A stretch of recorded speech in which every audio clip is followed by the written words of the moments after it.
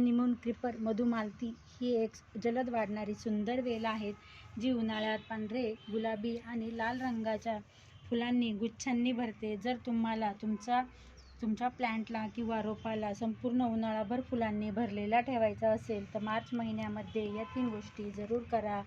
ओम साईराम. तुमचे माझ्या व्हिडिओमध्ये स्वागत आहे. व्हिडिओ कुठे न स्किप करता पूर्ण बघा आणि आवडल्यास लाईक आणि सबस्क्राईब करा. तर माझे जे प्लांट आहेत तर तुम्ही बघू शकता भरपूर असं फुलांनी भरलं आहेत, भरपूर कळ्या आलेल्या आहेत आणि भरपूर फुले पण आलेले आहेत. तर मी या प्लांटला जानेवारी महिन्यामध्ये कटिंग केली होती. त्याचबरोबर त्याची छोटीशी प्रुनिंग पण नंतर केली, त्यामुळे भरपूर अशा फांद्या आल्या आणि आपलं झाड आहेत जे घनदाट किंवा बुशी झालं.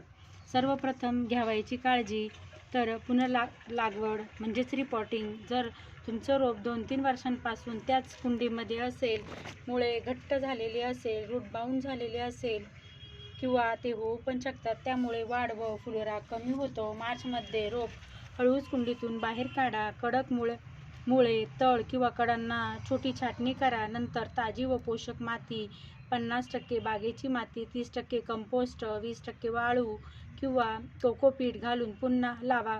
यामुळे मुळांना वाढण्यासाठी जागा मिळेल आणि रोप जलद वाढेल. तर 2 नंबर तर छाटणी करू शकताच, म्हणजेच प्रुनिंग. मधुमालतीमध्ये नवीन फांद्यांवर फुले येतात, त्यामुळे मार्चमध्ये छाटणी करणे खूप महत्त्वाचे आहे. कोरड्या, कमकुवत किंवा खूप लांब वेल आहेत त्या कापा. मुख्य फांद्या थोड्या हलक्या छाटून घ्या, जेणेकरून फांदीच्या बाजूच्या वाढतील. जितक्या नवीन फांद्या येतील तितकी जास्त फुले येतील.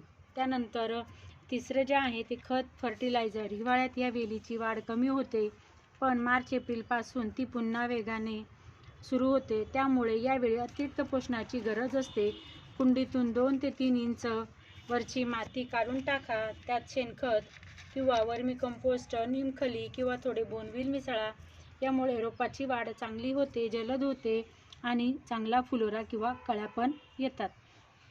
त्याचबरोबर इतर कुठल्या काळजी घ्यायची तर रोपाला दररोज किमान 5 ते 6 तास थेट सूर्यप्रकाश मिळेल अशा ठिकाणी ठेवा, जेणेकरून आपले प्लांट जे आहेत त्याला भरपूर फुले येतील. ही वेल असल्यामुळे तिला मजबूत आधाराची गरज असते, त्याच्यामुळे तुम्ही तिला आधाराची म्हणून दोरी किंवा वायर, काठी याचा आधार देऊ शकता. मातीच्या वरचा जो थर आहे तो कोरडा दिसल्यास पाणी द्या. जर तुम्हाला ह्या माझ्या 2-3 ज्या गोष्टी आहेत त्या जर आवडल्या असतील व तुमची मधुमालती संपूर्ण उन्हाळा रंगबिरंगी फुलांनी भरलेली राहील, तर चला, माझा व्हिडिओ आवडला असेल तर लाईक आणि सबस्क्राईब करा. भेटू पुढच्या व्हिडिओमध्ये. बाय.